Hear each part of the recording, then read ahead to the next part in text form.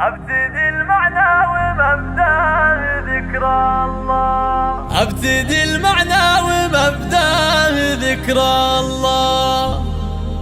اوصلها على النبي طه تتلاها،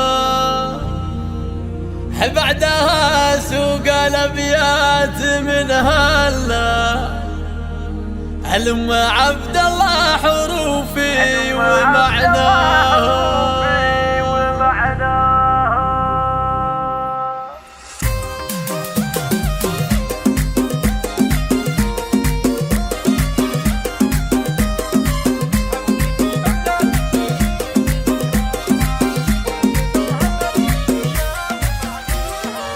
ابتدي المعنى ومبدأ ذكر الله، اوصلها على النبي طه تتلاها، بعدها اسوق الابيات من هلا علم عبد الله حروفي ومعناها. حيا ام العروسه العتيبيه الاميره اللي لفتحي طريها، زاهيه بالنور والحسن والطله، كالقمر في زينها وفي حلاياها، الفرح بعيونها والسعد كله، ربي يسعدها ويحقق لها مناها. هذه ام عبد الله وردة الحفله، وكل غالي الليله بارك وهناها، شيخه بنت شيوخ العز محتله، والعريديه ولا حد تعداها، مهرة ما مثلها فالبشر لله، كامله في وصفها وفي حلاياها، والكرم والطيب ما فيه شبيه الا،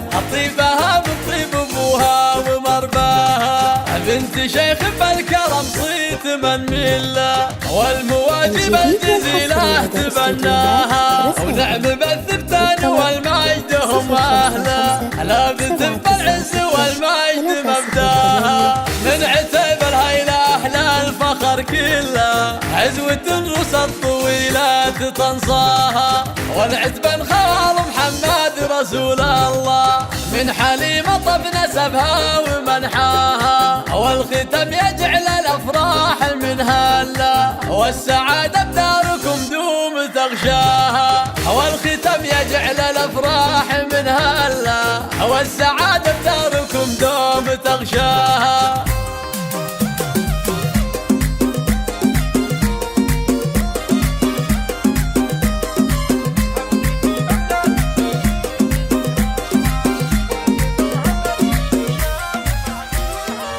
ابتدي المعنى ومبدأ ذكر الله، اوصلها على النبي طه تتلاها، بعدها اسوق الابيات من هلا علم عبد الله حروفي ومعناها. حيا ام العروسه العتيبيه الاميره اللي لفتحي طريها، زاهيه بالنور والحسن والطله، كالقمر في زينها وفي حلاياها، الفرح بعيونها والسعد كله، ربي يسعدها ويحقق لها مناها. هذه ام عبد الله وردة الحفله، وكل غالي الليله بارك وهناها، شيخه بنت شيوخ العز محتله،